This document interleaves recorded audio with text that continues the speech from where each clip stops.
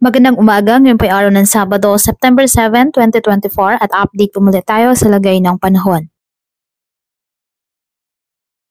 Naglandfall po sa bahagi ng Wenchang City, Hainan Province sa Southern China ang mata ng Super Typhoon Inteng na may international name na Yagi. Malayo na po ito sa ating bansa at sa ngayon southwest monsoon ang nakaapekto pa rin sa Luzon. Sa kasalukuyan, wala na po tayong minomonitor o namamataang sama ng panahon, low pressure area o bagyo sa loob po ng Philippine Area of Responsibility. Samantala, nanatiling mataas pa rin ang tsansa na may mabuong bagyo sa loob ng 2 linggo, base po sa ibinapalabas ng Pag-asa na Tropical Cyclone Threat Potential Forecast.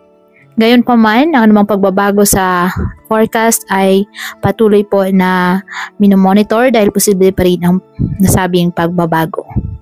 Patuloy po na mag-antabay ng iba pa nating weather updates at sa updates ng Pag-asa hinggil sa lagay ng panahon. Ngayong araw, dahil pa rin po sa habagat, asahan ang maulap na kalangitan, asahan ang occasional rain sa Pangasinan, Zambales at Bataan.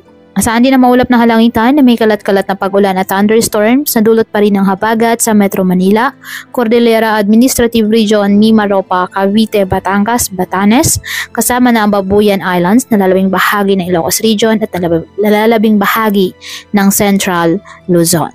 Ang Bicol Region, nalalabing bahagi ng Cagayan Valley at nalalabing bahagi ng Calabar Zone, apektado po ng habagat, kaya asahan pa din po dyan ang bahagyang maulap hanggang sa maulap na kalangitan with isolated rain showers or thunderstorms.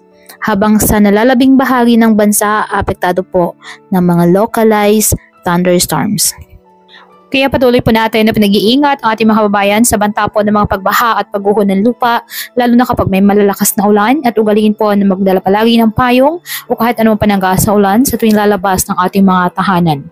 At yan po muna ang update sa lagay ng panahon ngayong araw. Muli patuloy po tayo na mag-ingat at palaging tandaan, God loves you. Stay safe and God bless.